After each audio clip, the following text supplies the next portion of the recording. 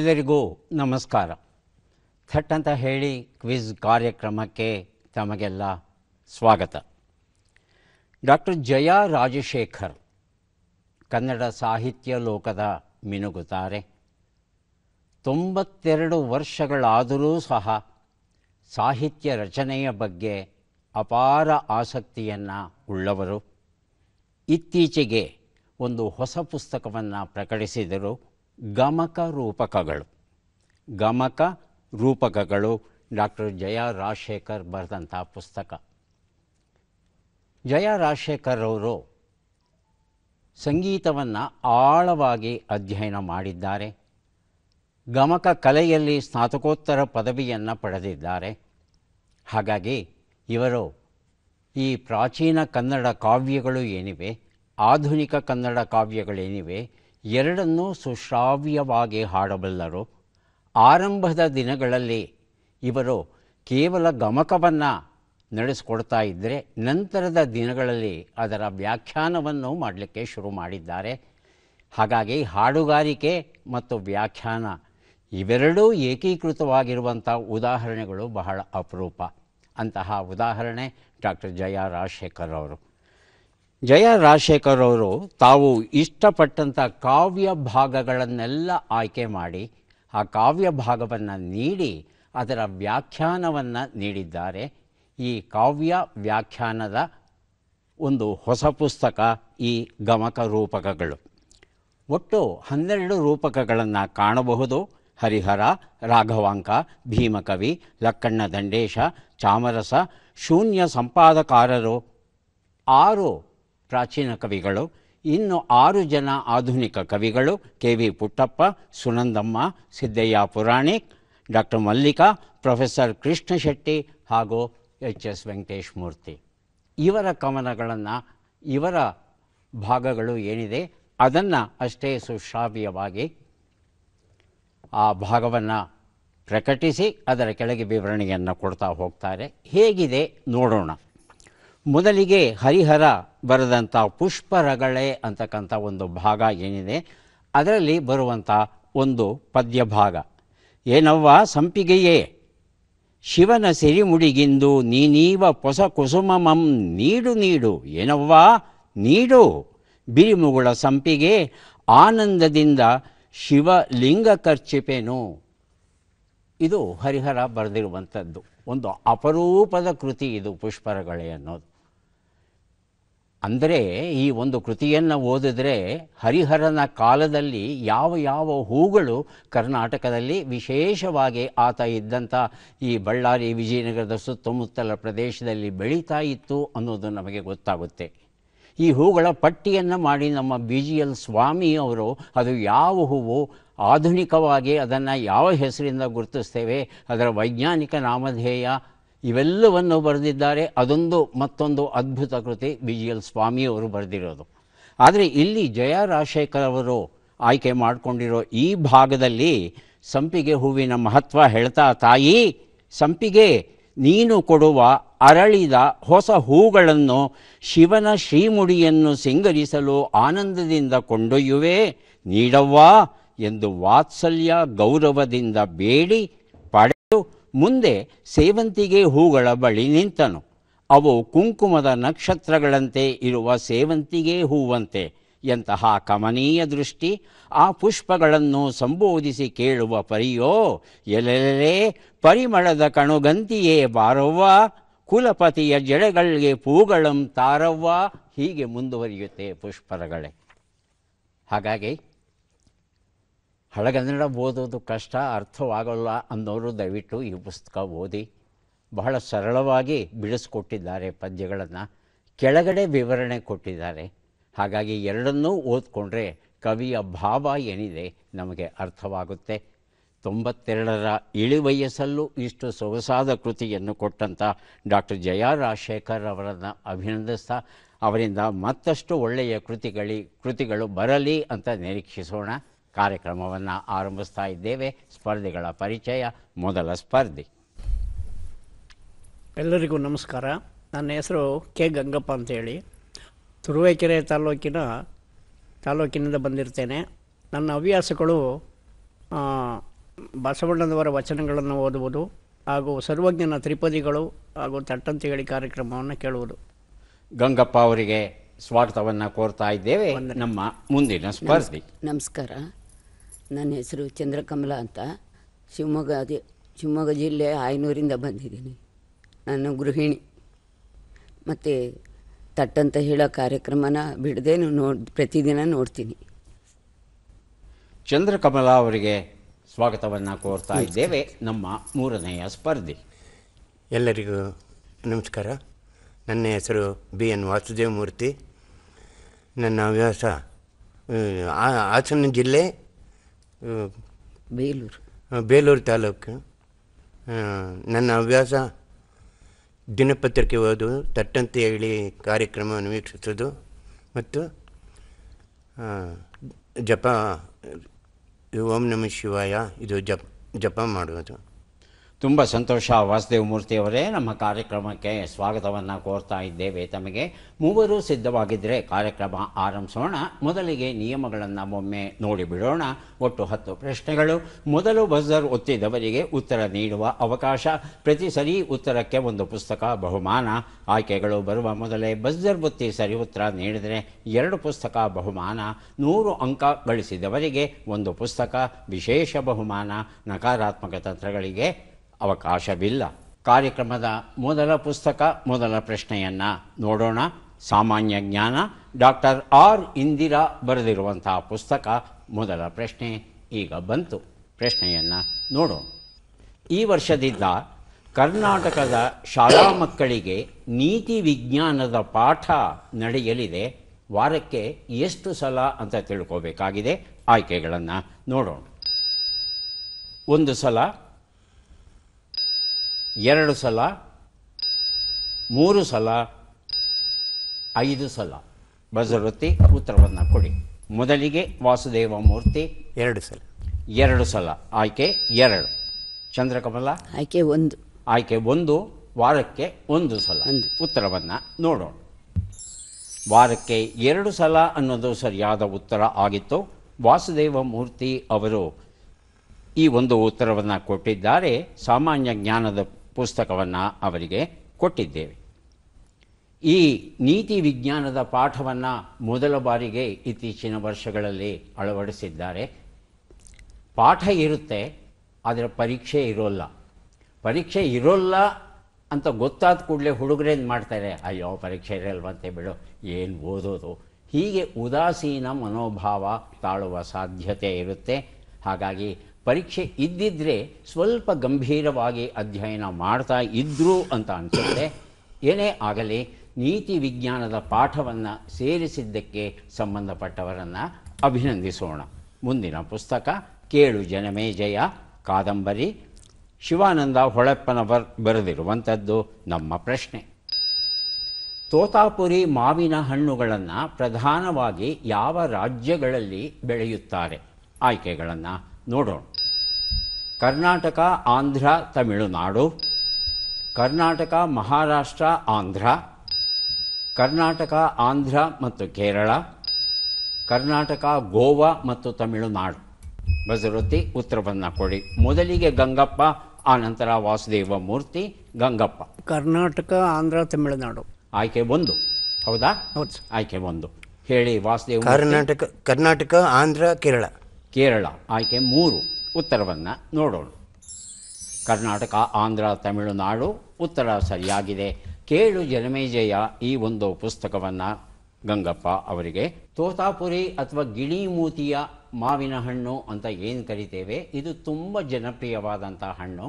ಕಾಯಿಯಾಗಿರೋವಾಗಲೂ ಇದನ್ನು ತಿಂತೇವೆ, ಹಣ್ಣಾದ ಮೇಲೂ ಸಹ ಇದನ್ನು ತಿನ್ನೋದುಂಟು. ಆದರೆ ವಿಶೇಷ ಏನು ಅಂದರೆ ಇದು ನಮ್ಮ ದೇಶದ ಮಾವಿನ ಹಣ್ಣು ಅಲ್ಲ. 1901ರಲ್ಲಿ ಇದು ಅಮೆರಿಕಾದ ಫ್ಲಾರಿಡಾ ದೇಶದಿಂದ ಆಮದು ಆಗಿ ನಮ್ಮ ದಕ್ಷಿಣ ಭಾರತಕ್ಕೆ ಬಂತು. ದಕ್ಷಿಣ ಭಾರತದಲ್ಲಿ ಇಲ್ಲಿನ ಹವೆಗೆ ಚೆನ್ನಾಗಿ ಒಗ್ಗಿಕೊಂಡಿದೆ. ಹಾಗಾಗಿ ಈ 3 ರಾಜ್ಯಗಳು ಕರ್ನಾಟಕ, ಆಂಧ್ರ, ತಮಿಳುನಾಡಲ್ಲಿ ಯಥೇಚ್ಛವಾಗಿ ಬೆಳೆಯುತ್ತೆ. ಸಾಮಾನ್ಯವಾಗಿ ಮಾವಿನ ಹಣ್ಣುಗಳು ಮುಗಿಯುವ ಕಾಲಕ್ಕೆ ಈ ತೋತಾಪುರಿ ಕಂಡುಬರುತ್ತೆ. ಬಾಲಕಾಂಡ ಜಗದೀಶ ಶರ್ಮಾ ಬರೆದಂಥ ಸ್ಫೂರ್ತಿ ರಾಮಾಯಣದ ಕೃತಿ. ನಮ್ಮ ಪ್ರಶ್ನೆ: ಅಂಚೆ ಇಲಾಖೆಯು ಆರಂಭಿಸಿರುವ ಹೊಸ ಸೇವೆಯ ಹೆಸರೇನು? ಆಯ್ಕೆಗಳನ್ನು ನೋಡೋಣ. Jnana post, Shiksha mail, Bharat book post, educational express. ಮೊದಲಿಗೆ ವಾಸುದೇವ ಮೂರ್ತಿ, ಆನಂತರ Gangappa. Bharat Bharata book post. Book ಹಾಂ, Bharat book post. Bharat book post ಆಯ್ಕೆ 3. ಆಯ್ಕೆ 3. ಹೇಳಿ ಗಂಗಪ್ಪ. ಜ್ಞಾನ ಪೋಸ್ಟ್. ಇಲ್ಲ, ಹೇಳ್ಬೇಡಿ. ಜ್ಞಾನ ಪೋಸ್ಟ್. ಜ್ಞಾನ ಪೋಸ್ಟ್ ಅಂದೆ. ಎದ್ದು ಬಿಟ್ಟರೆ ನೀವು ಸ್ಕ್ರೀನ್ ಬಿಟ್ಟು ಮೇಲಕ್ಕೆ ಹೋಗ್ಬಿಡ್ತೀರಾ. ಕಾಣಿಸಲ್ವಾ? ಕಾಣಿಸುತ್ತೆ. ಕಾಣಿಸಲ್ಲ ಅಂದರೆ ನಾನು 2 ಸಲ ಓದಿ ಹೇಳ್ತೇನೆ. ಇಲ್ಲ, ದಯವಿಟ್ಟು ಕಾಣಿಸುತ್ತೆ. ಹೇಳ್ಬೇಡಿ, ಹೇಳ್ಬೇಡಿ. ಹಾಂ, ಈಗ ನಾನು ಮತ್ತೆ ಕೇಳ್ತೇನೆ ನಿಮ್ಮನ್ನು, ಆಗ ಉತ್ತರ ಕೊಡಿ. ಆಗಬಹುದಾ? ಆಗ್ಬೋದು. ಓಕೆ. ಗಂಗಪ್ಪನವರೇ, ನಿಮ್ಮ ಉತ್ತರ? 4ನೇದು. 4ನೇದು ಎಜುಕೇಷನಲ್ ಎಕ್ಸ್ಪ್ರೆಸ್ ಅನ್ನೋದಾ?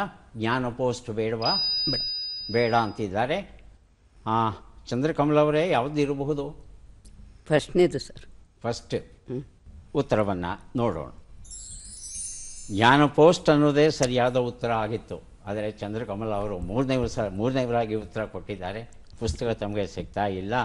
ಆದರೆ ಈ ಒಂದು ವಿಶೇಷ ಅನುಕೂಲತೆ ಏನು ಅಂಚೆ ಇಲಾಖೆ ಮಾಡಿಕೊಟ್ಟಿದೆ ಅದರ ಬಗ್ಗೆ ನಾವೆಲ್ಲ ತಿಳ್ಕೋಬೇಕು.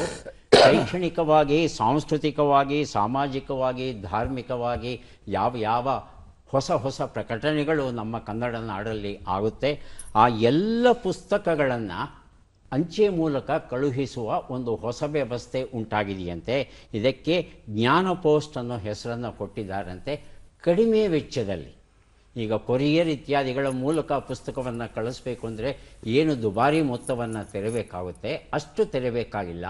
ಕಡಿಮೆ ವೆಚ್ಚದಲ್ಲಿ ಪುಸ್ತಕಗಳನ್ನು ಒಂದು ಕಡೆಯಿಂದ ಮತ್ತೊಂದು ಕಡೆಗೆ ಕಳುಹಿಸುವ ಒಂದು ಹೊಸ ವ್ಯವಸ್ಥೆ, ವಿಶೇಷವಾಗಿ ಗ್ರಾಮಾಂತರ ಪ್ರದೇಶಗಳಲ್ಲಿ ಪುಸ್ತಕಗಳನ್ನು ವಿತರಿಸಬೇಕು ಅನ್ನೋದು ಅಂಚೆ ಇಲಾಖೆಯ ಉದ್ದೇಶ ಆಗಿದೆ. ಹಾಗಾಗಿ ಈ ಜ್ಞಾನ ಪೋಸ್ಟನ್ನು ನಾವೆಲ್ಲ ಬಳಸಿಕೊಳ್ಳೋಣ.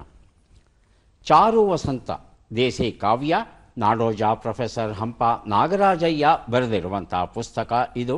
ನಮ್ಮ ಪ್ರಶ್ನೆ: ನೆಲದಿಂದ ಗಗನಕ್ಕೆ ನೇರವಾಗಿ ಚಿಮ್ಮಬಲ್ಲ ಹಾಗೂ ಇಳಿಯಬಲ್ಲ ಮಾನವರಹಿತ ವಾಯು ವಾಹನವನ್ನು ಯಾವ ಸಂಸ್ಥೆಯು ಅಭಿವೃದ್ಧಿಪಡಿಸಿದೆ ಅಂತ ತಿಳ್ಕೋಬೇಕಾಗಿದೆ. ಆಯ್ಕೆಗಳನ್ನು ನೋಡೋಣ. Bharat electronics limited, defence research and development lab, solar defence aerospace limited, Hindustan aeronautics limited. ಮೊದಲಿಗೆ ವಾಸುದೇವ ಮೂರ್ತಿ, ಆನಂತರ ಚಂದ್ರಕಮಲ. 3. ಸೋಲಾರ್ ಡಿಫೆನ್ಸ್ ಏರೋಪ್ಲೇಸ್ ಲಿಮಿಟೆಡ್. Aerospace limited. ಹೇಳಿ Chandrakamala. Hindustan aeronautics limited. Hindustan aeronautics limited ಆಯ್ಕೆ 4 ಸರಿಯಾದ ಉತ್ತರ ಅಂತ ಹೇಳ್ತಾ ಇದ್ದಾರೆ. ಉತ್ತರವನ್ನು ನೋಡೋಣ. ಸರಿಯಾದ ಉತ್ತರ ಸೋಲಾರ್ ಡಿಫೆನ್ಸ್ ಏರೋಸ್ಪೇಸ್ ಲಿಮಿಟೆಡ್ ಆಗಿತ್ತು. ಈ ಉತ್ತರವನ್ನು ವಾಸುದೇವ ಮೂರ್ತಿ ಅವರು ಕೊಟ್ಟಿದ್ದಾರೆ. ಚಾರು ವಸಂತ ಈ ಒಂದು ಪುಸ್ತಕವನ್ನು ಅವರಿಗೆ ಕೊಟ್ಟಿದ್ದೇವೆ. ಭಾರತೀಯ ಸೇನೆಯನ್ನು ಸೇರಿದೆ ಈ ಒಂದು ವಿಶೇಷ ಅಸ್ತ್ರ, ರುದ್ರಾಸ್ತ್ರ ಅಂತ ಕರೀತಾರೆ. 50 ಕಿಲೋಮೀಟರ್ಗಳವರೆಗೆ ನಿರಂತರವಾಗಿ ಇದು ಹಾರಾಟವನ್ನು ನಡೆಸುತ್ತಂತೆ. ನಮ್ಮ ಭಾರತೀಯ ಸೇನೆ ಯಾವ ಉಪಯೋಗಗಳನ್ನು ನಿರೀಕ್ಷೆ ಮಾಡಿದೆಯೋ ಆ ಎಲ್ಲ ಉಪಯೋಗಗಳನ್ನು ಒಳಗೊಂಡಿದೆಯಂತೆ ಈ ಒಂದು ವಿಶೇಷವಾದ ವಿಮಾನ ಅಂದರೆ ಸಾಮಾನ್ಯವಾಗಿ ಬಹಳ ದೂರ ನಿಧಾನಕ್ಕೆ ಮೇಲಕ್ಕೆ ಇರುತ್ತೆ, ಹಾಗೆ ನಿಧಾನಕ್ಕೆ ಕೆಳಗಿಳಿಯುತ್ತಲ್ಲ. ಆದರೆ ಇದು ಮಾತ್ರ ನೇರವಾಗಿ ನೆಲದಿಂದಲೇ ಮೇಲಕ್ಕಿಳಿದು ಹಾಗೆ ನೆಲಕ್ಕಿಳಿಯುತ್ತೆ, ಹೆಲಿಕಾಪ್ಟರ್ ಥರ. ಈ ರೀತಿಯಾದ ಒಂದು ವ್ಯವಸ್ಥೆ ನಮ್ಮ ಭಾರತೀಯ ಸೇನೆಗೆ ಇವತ್ತು ದೊರೆತಿದೆ.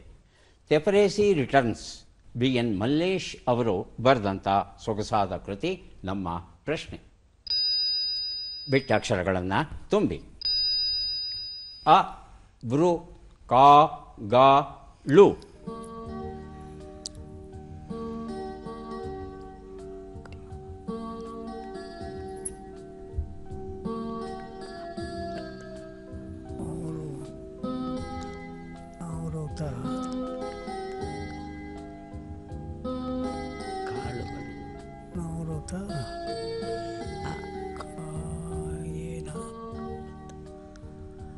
ಅಪವೃತ ಕಾಳುಗಳು.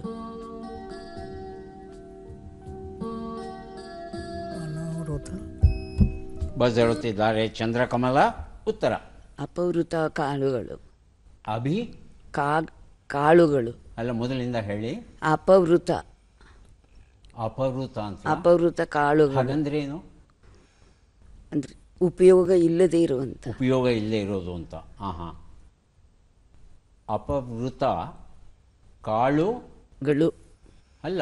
ಗಾ ಇದೆ, ಅದಾದಮೇಲೆ 2 ಮನೆ ಇದೆ, ಅದಾದ ಮೇಲೆ ಳು ಇದೆ. ಒಟ್ಟು 10 ಅಕ್ಷರ ಬೇಕು ನಮಗೆ.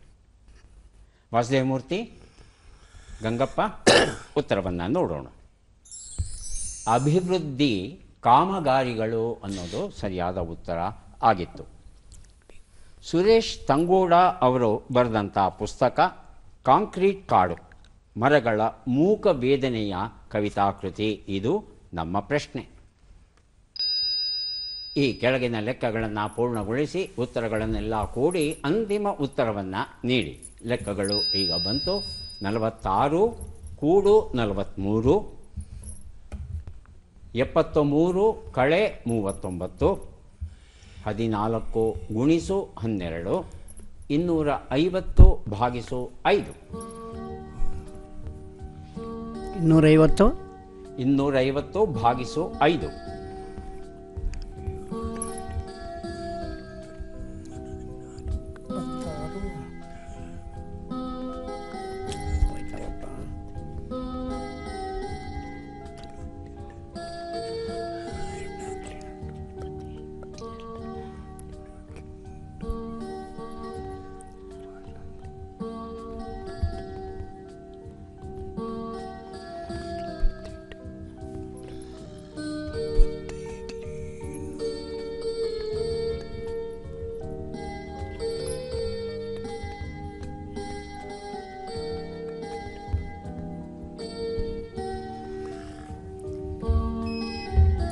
ಬಜರ್ ಒತ್ತಿದ್ದಾರೆ ವಾಸುದೇವ ಮೂರ್ತಿ. 189. 189. ಚಂದ್ರಕಮಲ ಹಾಗೂ ಗಂಗಪ್ಪ ಲೆಕ್ಕವನ್ನು ಇನ್ನೂ ಮಾಡ್ತಾ ಇದ್ದಾರೆ. ವಾಸುದೇವ ಮೂರ್ತಿ ಮಾಡಿದ ಲೆಕ್ಕ ಸರಿಯಾಗಿದೆಯಾ ನೋಡೋಣ.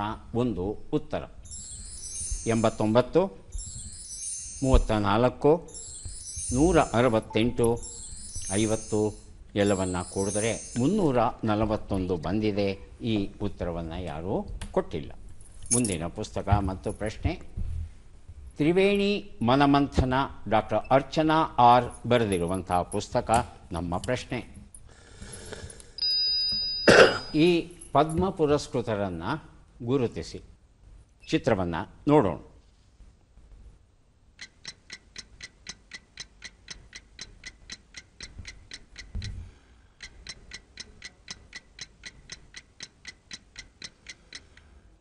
ಆಯ್ಕೆಗಳನ್ನು ನೋಡೋಣ.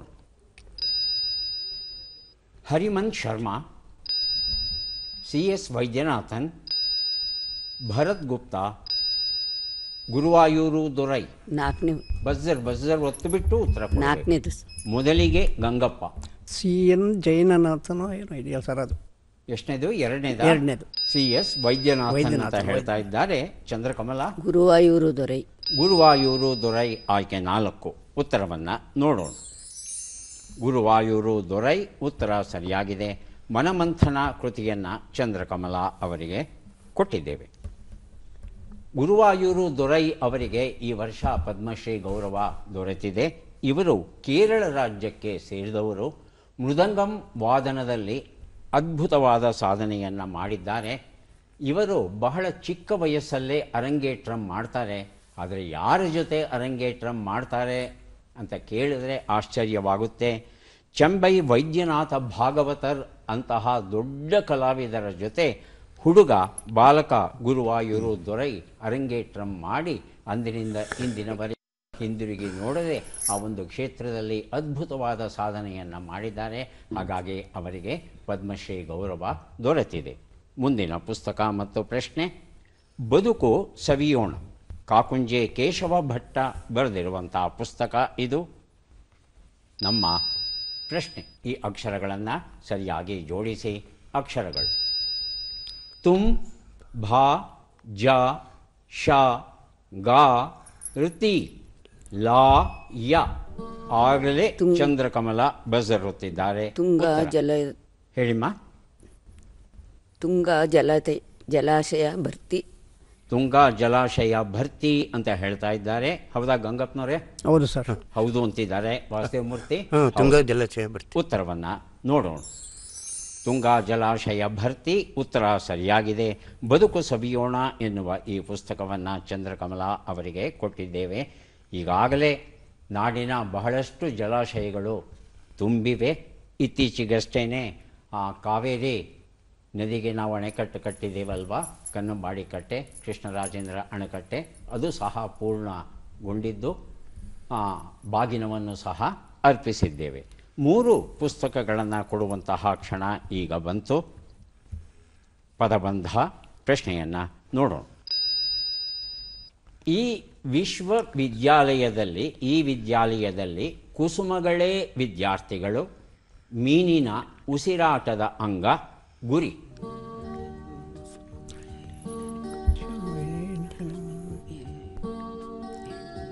ಕುಸುಮಗಳೇ ವಿದ್ಯಾರ್ಥಿಗಳು, ಕುಸುಮಗಳೇ ವಿದ್ಯಾರ್ಥಿಗಳು,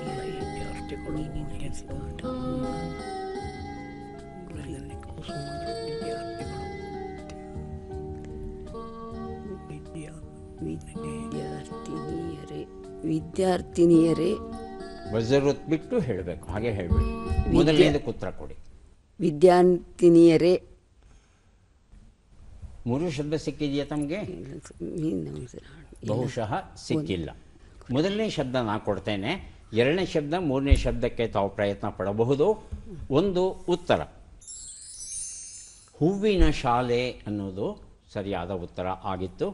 2ನೇ ಪ್ರಶ್ನೆಗೆ ಯಾರು ಬೇಕಾದರೂ ಬಜರುತ್ತಿ ಉತ್ತರ ಕೊಡಬಹುದು. ಗಂಗಪ್ಪ. ಕಿವಿರು. ಕೂತ್ಕೊಂಡೇ ಹೇಳಿ, ಪರವಾಗಿಲ್ಲ. ಕಿವಿರು ಉತ್ತರವನ್ನು ನೋಡೋಣ. ಉತ್ತರ ಸರಿಯಾಗಿದೆ. ಗೆದ್ದೆ ಬಿಟ್ಟೆ ಎನ್ನುವ ಪುಸ್ತಕ ಕೊಟ್ಟಿದ್ದೇನೆ. 3 ಉತ್ತರ ಯಾರು ಬೇಕಾದರೂ ಬಜರುತ್ತಬಹುದು, ಉತ್ತರ ಕೊಡಬಹುದು. ಹೇಳಿ ವಾಸುದೇವ ಮೂರ್ತಿ. ನಿಶಾನೆ ಉತ್ತರವನ್ನು ನೋಡೋಣ.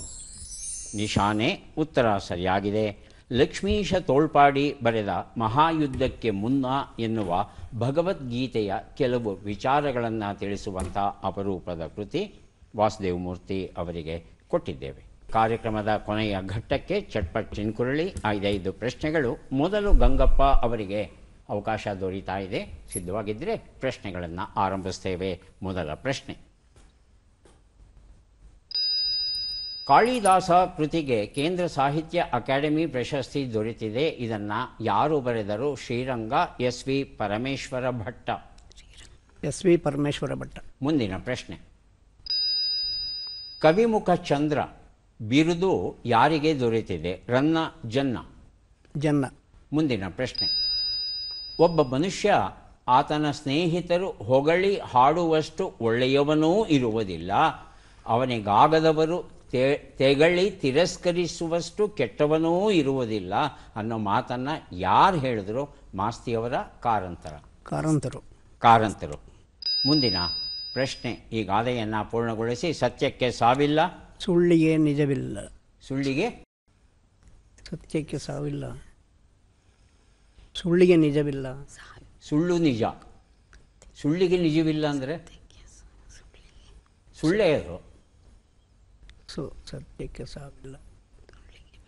ಮುಂದಿನ ಪ್ರಶ್ನೆಗೆ ಹೋಗ್ಬೋದಾ? ಹೋಗ್ಬೋದು ಸರ್. ಮುಂದಿನ ಪ್ರಶ್ನೆ. ಈ ಒಗಟನ್ನು ಬಿಡಿಸಿ. ಊಟಕ್ಕೆ ಕುಳಿತವರು 12 ಜನ, ಬಡಿಸುವವರು 2. ತಮ್ಮ ಒಬ್ಬನಿಗೆ ಬಡಿಸೋಷ್ಟರಲ್ಲಿ ಅಣ್ಣ 12 ಜನಕ್ಕೆ ಬಡಿಸಿರ್ತಾನಂತೆ. ಯಾರಿವರು ಅಣ್ಣ ತಮ್ಮಂದರು? ಉತ್ತರವನ್ನು ನೋಡ್ತಾ ಹೋಗೋಣ.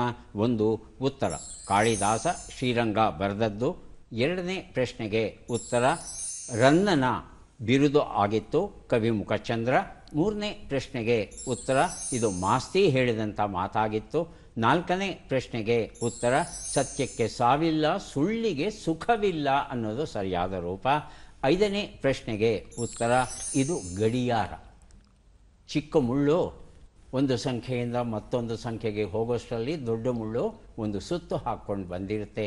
ನಮ್ಮ ಜಾನಪದ ಕವಿಗೆ ಎಷ್ಟು ಸೊಗಸಾದಂಥ ಒಂದು ಒಗಟು ಹೊಳೆದಿದೆ ನೋಡಿ. ಈಗ ಎಷ್ಟು ಸರಿ ಉತ್ತರ ಕೊಟ್ಟಿಲ್ಲ ಯಾವುದು ಅಲ್ವಾ? ಸರ್ ಸುಳ್ಳಿಂದೊಂದು ಅದು ಏನೋ ಈಗ ಚಂದ್ರಕಮಲ ಅವರಿಗೆ ಅವಕಾಶ. ಸಿದ್ಧವಾಗಿದ್ದೀರಾ? ಮೊದಲ ಪ್ರಶ್ನೆ. ವರ್ಧಮಾನ ಕೃತಿಗೆ ಕೇಂದ್ರ ಸಾಹಿತ್ಯ ಅಕಾಡೆಮಿ ಪ್ರಶಸ್ತಿ ಬಂದಿದೆ. ಇದನ್ನು ಯಾರು ಬರೆದರು? ಎಸ್.ಎಲ್. ಭೈರಪ್ಪ, ಗೋಪಾಲಕೃಷ್ಣ ಅಡಿಗ? ಭೈರಪ್ಪ. ಮುಂದಿನ ಪ್ರಶ್ನೆ. ಕನ್ನಡ ಕಾದಂಬರಿ ಪಿತಾಮಹ ಯಾರು? ಅನಾಕ್ರು, ಗಳಗನಾಥ? ಆನಕೃಷ್ಣ. ಮುಂದಿನ ಪ್ರಶ್ನೆ. ದುಃಖಕ್ಕೆ ಸಿಕ್ಕಷ್ಟು ಬೇಗ ಕಾರಣ ಸುಖಕ್ಕೆ ಸಿಗುವುದಿಲ್ಲ ಎಂದು ಯಾರು ಹೇಳಿದರು? P. Lankesh, U R Ananthamurthy? Lankesh. ಮುಂದಿನ ಪ್ರಶ್ನೆ. ಈ ಗಾದೆಯನ್ನು ಪೂರ್ಣಗೊಳಿಸಿ. ಬರಗಾಲದಲ್ಲಿ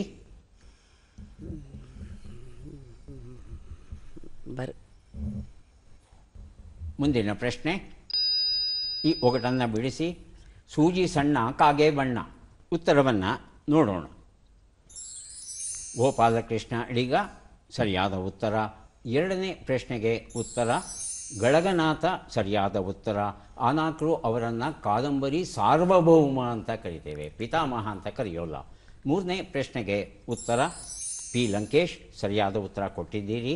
ನಾಲ್ಕನೇ ಪ್ರಶ್ನೆಗೆ ಉತ್ತರ ಬರಗಾಲದಲ್ಲಿ ಅಧಿಕ ಮಾಸ ಅನ್ನೋದು ಸರಿಯಾದ ರೂಪ. ಐದನೇ ಪ್ರಶ್ನೆಗೆ ಉತ್ತರ ಇದು ಕೂದಲಿನ ವರ್ಣನೆ ಆಗಿತ್ತು. ಒಂದು ಪ್ರಶ್ನೆಗೆ ತಾವು ಸರಿಯಾದ ಉತ್ತರ ಕೊಟ್ಟಿದ್ದೀರಿ. ಒಂದು ಪುಸ್ತಕವನ್ನು ತಮಗೆ ಕೊಡ್ತಾ ಇದ್ದೇವೆ. ಈಗ ವಾಸುದೇವ ಮೂರ್ತಿ ಅವರಿಗೆ ಅವಕಾಶ ಬರ್ತಾ ಇದೆ. ಸಿದ್ಧವಾಗಿದ್ದೀರಾ? ಮೊದಲ ಪ್ರಶ್ನೆ.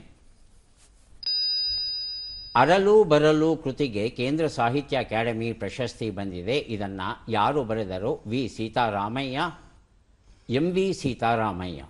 ಎಂ. ವಿ. ಸೀತಾರಾಮಯ್ಯ. ಮುಂದಿನ ಪ್ರಶ್ನೆ.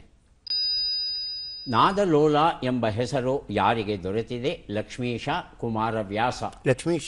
ಮುಂದಿನ ಪ್ರಶ್ನೆ. ಲೋಕದಲ್ಲಿ ಎಷ್ಟು ಜನರಿದ್ದಾರೋ ಅಷ್ಟು ಅನುಭವಗಳಿವೆ. ಅವುಗಳಲ್ಲಿ ಕೆಲವು ಗ್ರಾಹ್ಯವಾದವು, ಕೆಲವು ತ್ಯಾಜ್ಯ. ಇದನ್ನು ಯಾರು ಹೇಳಿದರು? G. P. Rajaratnam, Shivarama Karanth? G. P. Rajaratnam. ಮುಂದಿನ ಪ್ರಶ್ನೆ. ಈ ಗಾದೆಯನ್ನು ಪೂರ್ಣಗೊಳಿಸಿ. ಎಣ್ಣೆ ಬಂದಾಗ ಕಣ್ಣು ಮುಚ್ಚಿಕೊಂಡ್ರು. ಮುಂದಿನ ಪ್ರಶ್ನೆ. ಈ ಒಗಟನ್ನು ಬಿಡಿಸಿ. ಹೋದರೂ ಇರುತ್ತೆ, ಬಂದರೂ ಕಾಡುತ್ತೆ. ಉತ್ತರವನ್ನು ನೋಡ್ತಾ ಹೋಗೋಣ.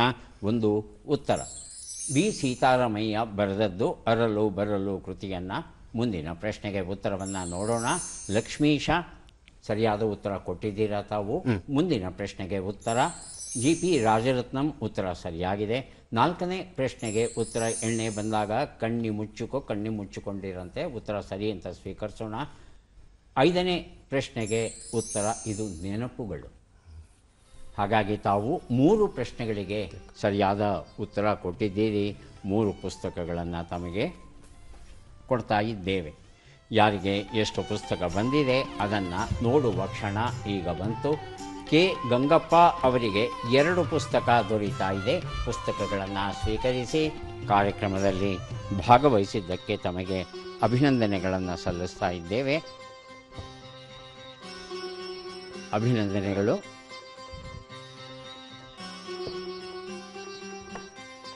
ಚಂದ್ರಕಮಲ ಅವರಿಗೆ 3 ಪುಸ್ತಕ ಸಿಗ್ತಾ ಇದೆ. ಸ್ವೀಕರಿಸಿ ಅಭಿನಂದನೆಗಳು. ವಾಸುದೇವ ಮೂರ್ತಿ ಅವರಿಗೆ 6 ಪುಸ್ತಕ ತಮಗೆ ದೊರೆತಿದೆ. ಸ್ವೀಕರಿಸಿ ಅಭಿನಂದನೆಗಳು.